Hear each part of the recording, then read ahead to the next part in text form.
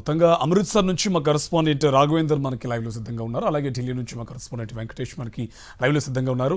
రాఘవేందర్, ఈ సీజ్ ఫైర్కి అయితే రెండు దేశాలు అంగీకరించినట్టు తెలుస్తోంది. సో ఇది ఇక్కడితో ఆగే పరిస్థితి ఏమైనా కనిపిస్తుందా, లేదా భవిష్యత్తులో ఒకవేళ ఇలాంటి పరిస్థితులు ఏమైనా వచ్చే అవకాశం ఉందా? ఎస్ రాఘవేందర్, కాల్పుల విరమణకు రెండు దేశాలు అంగీకరించినట్టు తెలుస్తోంది. కొద్దిసేపటి క్రితమే ధృవీకరించారు. కానీ ఇలాంటి పరిస్థితులు మళ్ళీ భవిష్యత్తులో వస్తే అవకాశాలు ఏమైనా ఉన్నాయా? ప్రస్తుతానికైతే అటువంటిది ఏమి ఉండదు కార్తిక్. సాయంత్రం 5 గంటల నుంచి కాల్పుల విరమణ అనేది అమల్లోకి వచ్చింది. ఎల్లుండి మధ్యాహ్నం 12 గంటలకు రెండు దేశాలు డీజీఎంఓలు పూర్తి స్థాయిలో చర్చలు జరుపుతారు. దానికి సంబంధించిన గైడ్ లైన్స్ అన్నీ కూడా చర్చించిన తర్వాత ఓకే చేసే అవకాశం ఉంది. ఇమ్మీడియట్గా అయితే సరిహద్దు రాష్ట్రాలు జమ్మూ కాశ్మీర్ నుంచి మొదలు పెడితే పంజాబ్ వరకు సరిహద్దు రాష్ట్రాల ప్రజలకు ఇది కొంత రిలీఫ్గా చెప్పాల్సి ఉంటుంది. ఆపరేషన్ సింధూర్ తర్వాత సరిహద్దు రాష్ట్రాల్లో ఉన్న జిల్లాలంతా కూడా ఉద్రిక్త పరిస్థితి నెలకొంది. చాలా చోట్ల ఈ రాష్ట్రాల్లో ఎయిర్పోర్ట్ యాక్టివిటీ అన్ని కూడా మూసివేసిన పరిస్థితి. ప్రజలంతా కూడా కొంత ఇబ్బంది పడ్డారు. రాత్రిపూట సమయంలో పాక్ వైపు నుంచి ఇండిస్క్రిమినేట్గా కాల్పులు జరుగుతున్నాయి. డ్రోన్లను కూడా ముఖ్యమైన నగరాలపై ప్రయోగిస్తున్న పరిస్థితి. రాత్రి 7 గంటల తర్వాత కొన్ని పట్టణాల్లో బ్లాక్అవుట్ కూడా చేశారు. వీటన్ని ప్రభావం ప్రజలపైన పడింది, సాధారణ ప్రజానికమైన పడింది. ఎప్పుడు ఏం జరుగుతుందన్న టెన్షన్ కూడా ప్రజల్లో కనిపించింది. ప్రస్తుతం ఇమ్మీడియట్గా 5 గంటల నుంచి ఈ కాల్పుల విరమణ ఒప్పందం అమల్లోకి రావడంతో ఇక్కడ సామాన్య ప్రజానికం కొంత రిలీఫ్గా ఫీల్ అవుతున్న పరిస్థితి అయితే మనకు కనిపిస్తుంది. నార్మల్ లైఫ్ కూడా కొనసాగించే అవకాశం కూడా కనిపిస్తుంది. రాత్రి 7 గంటల తర్వాత నిన్న మొన్న కనుక చూస్తే రోడ్లపైన ప్రజలు ఉండేవారు కాదు, ఇళ్లలోకి వెళ్ళి ఉండేవాళ్ళు. భయంతో బిక్కుబిక్కుమంటూ ఉండే పరిస్థితి కనిపించింది. ప్రస్తుతం కాల్పుల విరమణ ఒప్పందం అమల్లోకి వచ్చింది కాబట్టి ఇమ్మీడియట్గా సామాన్య ప్రజానికం జమ్మూ కాశ్మీర్ నుంచి మొదలు పెడితే పంజాబ్ దాకా సరిహద్దు రాష్ట్రాలు ఏవైతున్నాయో ఆ జిల్లాల ప్రజలకు కొంత రిలీఫ్ అని చెప్పాల్సి ఉంటుంది. అది ఎల్లుండి చర్చల తర్వాత పూర్తి స్థాయిలో ఈ కాల్పుల విరమణ ఒప్పందం సంబంధించిన గైడ్లైన్స్ కానీ మోడాలిటీస్ సంబంధించి క్లారిటీ వచ్చే అవకాశం ఉంది. ఇప్పటికిప్పుడైతే ఉద్రిక్తత పరిస్థితులు నెలకొనే అవకాశం అయితే మనకు కనిపించడం లేదు Karthik. Right. And Raghavender, actually ఇప్పుడు ఈ మే 12 మాట్లాడిన తర్వాత ఈవెన్ ఆ సరిహద్దు ప్రాంతాల్లో కూడా ఈ యుద్ధ వాతావరణాలు ఇవన్నీ వచ్చినప్పుడు మీరు చెప్పినట్టుగానే చాలామంది ప్రాంతాలు కూడా వేరే ప్రాంతాలకు వెళ్ళిపోయిన పరిస్థితి కనిపిస్తుంది. ఇప్పుడంతా కూడా అక్కడ సెటిల్ అయిన పరిస్థితి ఉందా? అంటే ఖచ్చితంగా, అంటే ఇప్పుడే అనౌన్స్ అయింది కాబట్టి కొద్దిగా ప్రజలు మెల్లగా వాళ్ళ ఇళ్లలోకి చేరుకునే అవకాశం ఉంది. ప్రధానంగా జమ్మూ కాశ్మీర్లో ఎక్కువగా సరిహద్దు జిల్లాలు ఏవైతే ఉన్నాయో వాళ్ళందరినీ కూడా ఎవాక్యుయేట్ చేశారు. వాళ్ళందరినీ రిలీఫ్ క్యాంప్స్ కూడా పంపించిన పరిస్థితి. కొంతమంది బంకర్లో కూడా ఉన్నారు. అయితే 5 గంటల నుంచి అమల్లోకి వచ్చింది కాబట్టి ఇవాళ రేపట్లో సామాన్యంగా అంటే ప్రజానికం అంతా కూడా వాళ్ళ ఇళ్లకు చేరుకునే అవకాశం ఉంది. అక్కడ లోకల్ అడ్మినిస్ట్రేషన్ కూడా వాటితో సంప్రదింపులు జరిపే అవకాశం ఉంది. వాళ్ళను తమ సొంత గ్రామాలకు వెళ్ళిపోవాల్సింది కూడా రిక్వెస్ట్ చేసే అవకాశం ఉంది. అయితే ఇమ్మీడియట్గా ఇవాళ రేపు ఉదయం వరకు వెంటనే వచ్చే అవకాశం రేపు ఉదయం తర్వాత ఈ ప్రక్రియ అంతా కూడా ప్రారంభమయ్యే అవకాశం ఉంది. ఎవరైతే సరిహద్దు గ్రామాల నుంచి వదిలిపెట్టి వెళ్ళారో వారంతా కూడా రేపటి నుంచి ఆ గ్రామాలకు తిరిగి వచ్చే అవకాశం అయితే మనకు కనిపిస్తుంది కార్తిక్. రైట్. మళ్ళీ వస్తామండి రాఘవేందర్. మనకి ఇప్పుడు ఎగ్జిక్యూటివ్ ఎడిటర్ న్యూస్ రూమ్ నుంచి ఇస్మాయిల్ మనకి అందుబాటులో ఉన్నారు. ఇస్మాయిల్, ఇప్పుడు సీజ్ ఫైర్ తర్వాత కాస్త పరిస్థితులు చక్కబడినట్టు కనిపిస్తుంది. అండ్ దట్టు ఈ రెండు దేశాల మధ్య యుద్ధం అనగానే సరిహద్దు ప్రాంతాల్లో ఉన్న ప్రజలందరూ కూడా చాలా భయంతో వేరే ప్రాంతాలకు వెళ్ళిన పరిస్థితి. ఇప్పటికీ ఇది కాస్త సెటిల్ అయినట్టు కనిపిస్తుందా? అండ్ దట్టు మే 12 తర్వాత మళ్ళీ ఏమైనా పరిస్థితుల్లో మార్పు వచ్చే అవకాశం ఏమైనా ఉందా? డెఫినెట్గా సీజ్ ఫైర్ అనేటువంటిది కొంతవరకు జమ్మూ, అమృత్సర్, ఎవరైతే బార్డర్ ఇటు బికనీర్ వరకు మనం చూసుకుంటే జైసల్మేర్ వరకు కూడా బార్డరింగ్ ఏరియాస్లో కొంతవరకు ఉపశమనం అనుకోవచ్చు. But at the same time మనం పాకిస్తాన్ని ఎప్పుడు కూడా ట్రస్ట్ చేసేటువంటి అవకాశం ఉండదు. పాకిస్తాన్ చాలా శాంతి సమయంలో కూడా కొన్ని వందల సార్లు సీజ్ ఫైర్ని వైలేట్ చేసినటువంటి సిచ్యువేషన్. సో డెఫినెట్గా కొంతవరకు గత 3-4 రాత్రుల నుంచి జరుగుతున్నటువంటి ఒక భారీ షెల్లింగ్, ముఖ్యంగా పూంచ్ లాంటి పూంచ్ సెక్టార్ కావచ్చు, అదేవిధంగా రజౌరీలో కావచ్చు, లేకుంటే జమ్మూ లాంటి ప్రాంతాల్లో కూడా భారీ ఎత్తున షెల్లింగ్ జరిగినటువంటి పరిస్థితి, డ్రోన్స్ అటాక్ జరిగినటువంటి పరిస్థితి. దీనివల్ల కొంత ఉపశమనం అనేటువంటిది డెఫినెట్గా మనకు బార్డర్లో ఉన్నటువంటి వాళ్ళకి కనిపిస్తున్నటువంటి సిచ్యువేషన్. బట్ ఇది ఏ క్షణంలోనైనా ఎస్కలేట్ అవ్వచ్చు. మే 12th ఉన్న డిస్కషన్కి సంబంధించినటువంటి ఇష్యూస్ అక్రాస్ ద టేబుల్ కూర్చున్నప్పుడు ఎటువంటి అంశాలు వస్తాయనేటువంటి ఆధారంగా ఇది కంటిన్యూ అవ్వచ్చు. కానీ కొన్ని కీలకమైనటువంటి అంశాలు ఈరోజు ఈ సీజ్ ఫైర్కి సంబంధించింది. ఫస్ట్ ఆఫ్ ఆల్ ఇది ఇనిషియేషన్ అంతా అంటే ఒక రిక్వెస్ట్ లాంటిది పాకిస్తాన్ నుంచి వచ్చింది. దాన్ని ఇండియా యాక్సెప్ట్ చేసినటువంటి సిచ్యువేషన్. నో ప్రీ కండిషన్స్, ఎటువంటి ప్రీ కండిషన్స్ లేవు ఇండియాకి సంబంధించి. ఇప్పటి వరకు ఇండియా స్టాండ్ అనేటువంటిది ఫర్మ్గా ఉంది. ఇండియా ఇప్పటికే ఇండస్ వాటర్ ట్రీటీకి సంబంధించి, లేకుంటే ఇక్కడ ఉన్నటువంటి పాకిస్తానీస్ని ఇక్కడ నుంచి వీసా క్యాన్సలేషన్ కావచ్చు, ఇటువంటి ఏవైతే శాంక్షన్స్ కోసం రిక్వెస్ట్ చేసినటువంటి కావచ్చు, లేకుంటే టెర్రరిజం మీద ఇండియన్ స్టాండ్ కావచ్చు, ఇవన్నీ కూడా ఏవైతే ఉన్నాయో ఇండియాకి సంబంధించినటువంటి స్టాండ్స్ ఉన్నాయో అది ఫర్మ్గా ఉండేటువంటి అవకాశం ఉంది. దాంట్లో ఎక్కడ కూడా ఇండియా ఆ స్టాండ్స్ని వదులుకునేటువంటి అవకాశం లేదు. డెఫినెట్గా ఇది ఈ తర్వాత ఇప్పుడు రేపటి వచ్చినప్పటి నుంచి సీజ్ ఫైర్ తర్వాత పాకిస్తాన్ ఎటువంటి ప్రొవోకేటివ్ ఫైర్ చేసినా లేకుంటే ప్రొవోకేటివ్ ఇష్యూస్ చేసినా కానీ అది ఒక యాక్ట్ ఆఫ్ వార్ గానే ఇండియా చూస్తుంది అనేటువంటిది కూడా చాలా స్పష్టంగా ఉన్నటువంటి అర్థమవుతుంది. నాతో పాటు వెంకటేష్ కూడా ఉన్నారు. వెంకటేష్, డెఫినెట్గా యుద్ధం చేయడం అనేటువంటిది ఒక ధైర్యము, ఒక విద్య. ఎట్ ద సేమ్ టైం యుద్ధం ఎక్కడ ఆపాలి అనేటువంటిది కూడా ఒక చాణక్యం. డెఫినెట్గా ఈరోజు పాకిస్తాన్ నుంచి వచ్చినటువంటి రిక్వెస్ట్ని మనం ఓవరాల్గా యాక్సెప్ట్ చేయడం జరిగింది. ఎక్కడ కూడా మన కండిషన్స్ తగ్గలేదు. ఎట్ ద సేమ్ టైం ఒక విధంగా యుద్ధ నీతిలో మనం చాణక్య నీతిని ఈరోజు ఒక విధంగా ప్రదర్శించాము. ఎట్ ద సేమ్ టైం వచ్చేటువంటి 2-3 డేస్ ఎలా ఉండేటువంటి అవకాశం ఉంది, అక్రాస్ ద టేబుల్ డిస్కషన్ జరిగేటువంటి అవకాశం ఉందా, పాకిస్తాన్కి సంబంధించి పాకిస్తాన్ నుంచి ఎటువంటి అప్రోచ్ ఉండేటువంటి అవకాశం ఉంది. ఎట్ ద సేమ్ టైం ఈ సీజ్ ఫైర్ అనేటువంటి ఈ పీరియడ్ని మనకు సంబంధించిన అడ్మినిస్ట్రేషన్, ముఖ్యంగా ఏదైతే అటు ఆర్మీ కావచ్చు లేకుంటే ఎయిర్ ఫోర్స్, దీన్ని ఈ సీజ్ ఫైర్ పీరియడ్ని ఎలా చూసేటువంటి అవకాశం ఉంది? వెంకటేష్. విజయం సాధించింది. ఆపరేషన్ సింధూర్ను విజయంతో ముగించింది. 3 రోజుల్లోనే పాకిస్తాన్ కథ కంచికి చేరింది. తట్టుకోలేనటువంటి పాకిస్తాన్ అమెరికా శరణు కోరడంతో అమెరికా 2 దేశాలతో చర్చలు జరిపి ఒక అగ్రిమెంట్ కు తీసుకురాగలిగింది. దాంతో పాకిస్తాన్ ఈ రోజు కంప్లీట్ గా చేతులు ఎత్తేసినటువంటి పరిస్థితి.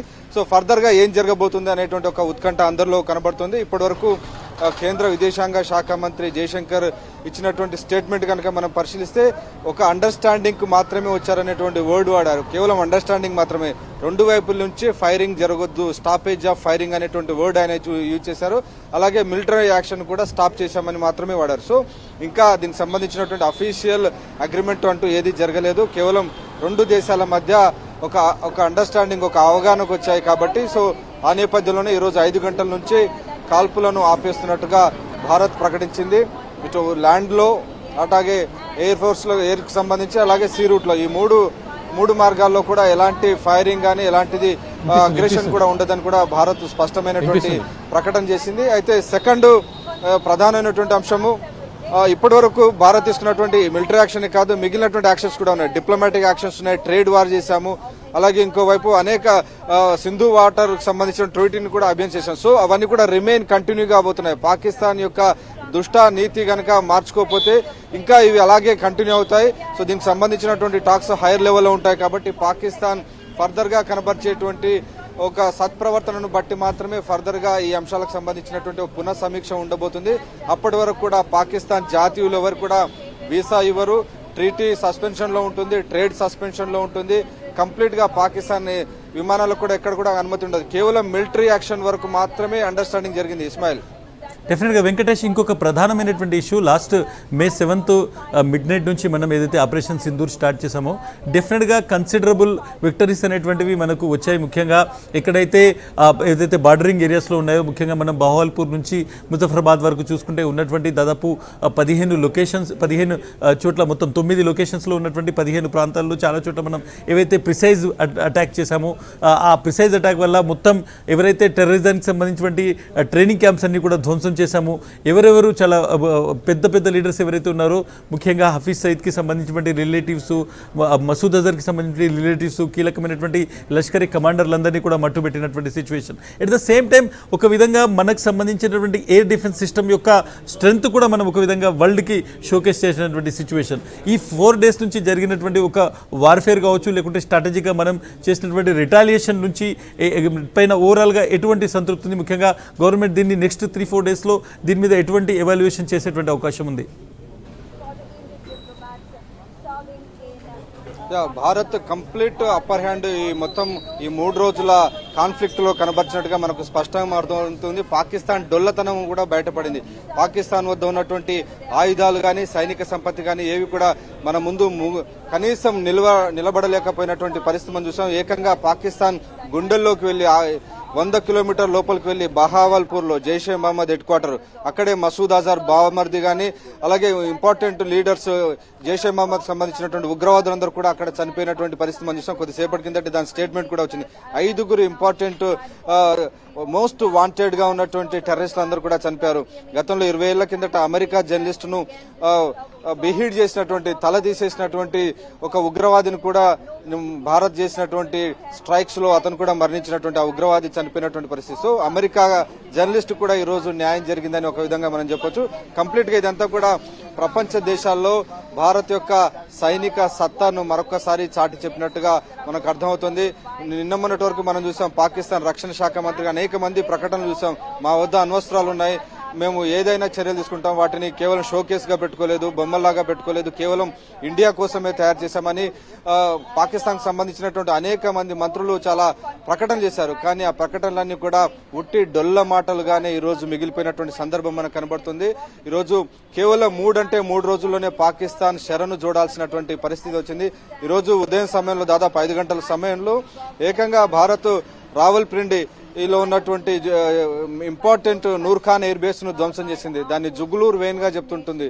సో ఒక మణిహారంగా మణికంఠంగా చెప్పుకునేటువంటి ఆ రావల్పిండిలో ఉన్నటువంటి హెడ్ క్వార్టర్ ఉన్నటువంటి ఎయిర్ బేస్ ను టచ్ చేయడం ద్వారా భారత్ తన సైనిక పాఠవాన్ని అయితే ప్రదర్శించింది. అయినప్పటికీ ఇప్పుడు ఒక అండర్స్టాండింగ్ వచ్చినప్పటికీ భారత్ మాత్రం ఇప్పటికీ రిమైన్ విజిలెంట్, ఇంకా అప్రమత్తంగానే ఉంటామని ఈ విదేశాంగ శాఖ కార్యదర్శి ప్రెస్ మీట్ తర్వాత జరిగినటువంటి త్రివిధ దళాల ప్రతినిధుల సమావేశంలో కూడా క్లియర్ గా చెప్పారు. పాకిస్తాన్ లాట్ ఆఫ్ డిస్ఇన్ఫర్మేషన్ ఈ spreading, so we are completely remain vigilant అనేటువంటి విషయాన్ని చెప్పారు. సో క్లియర్ గా ఒకవైపు డిస్ఇన్ఫర్మేషన్ ను ఎప్పటికప్పుడు ఎండగడుతూనే విజిలెంట్ గా ఉంటుంది. ఎందుకంటే పాకిస్తాన్ గత చరిత్ర మనకు తెలుసు. సో ఆ నేపథ్యంలోనే పాకిస్తాన్ పైన ఒక కన్నేసే ఉంచుతారు.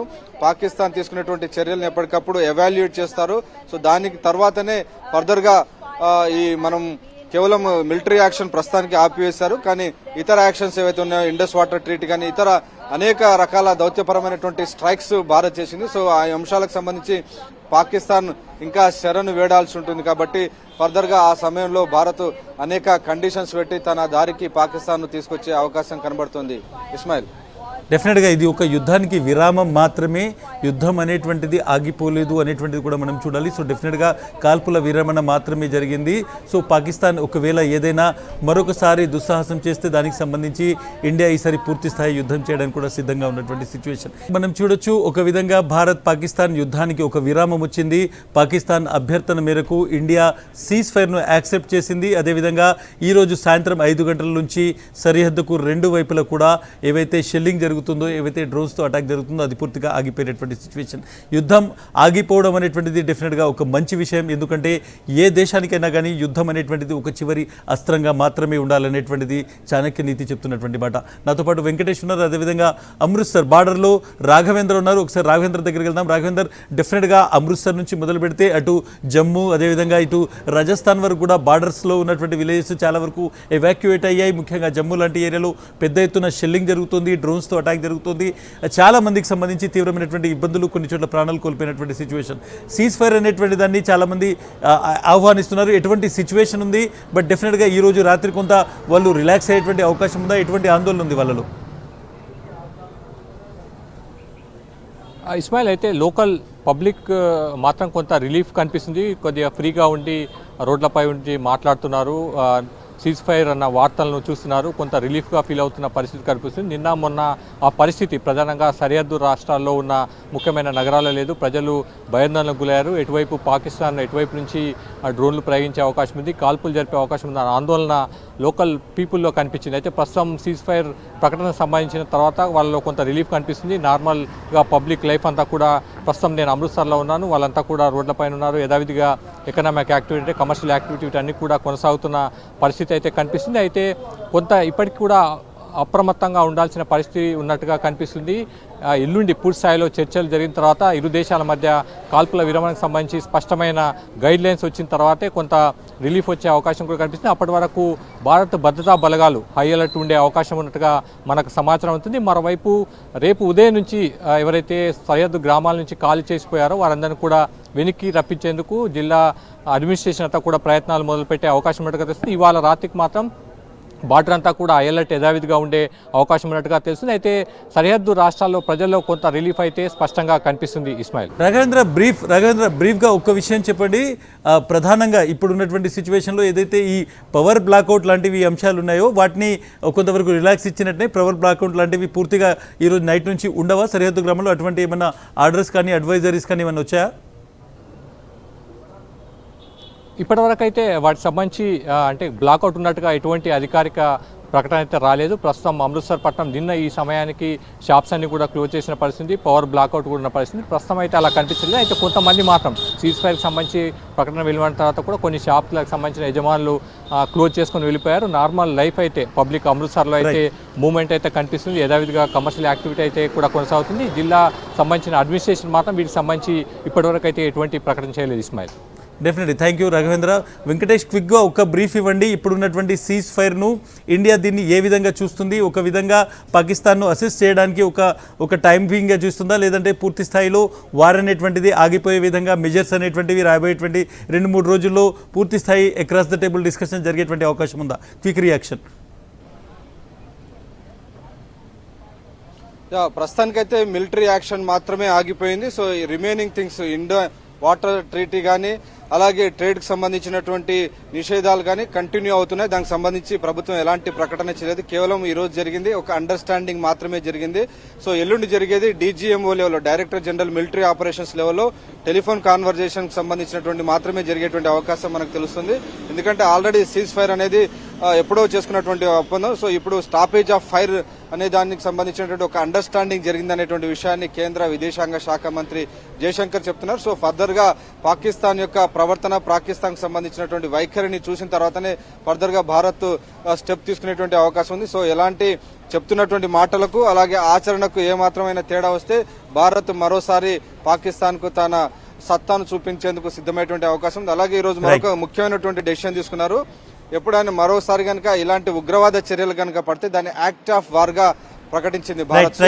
కీలకమైనటువంటి నిర్ణయం ఇస్మాయిల్. నెక్స్ట్ గనక పాకిస్తాన్ రైట్ వెంకటేష్, నెక్స్ట్ ఒకవేళ పాకిస్తాన్ ఎటువంటి దుస్సాహసానికి పాల్పడ్డా అది ఒక యాక్ట్ ఆఫ్ వార్గా అంటే యుద్ధ ప్రకటనగానే ఇండియా చూసేటువంటి అవకాశం ఉంది. Over to you Karthik. Thank you Ismail.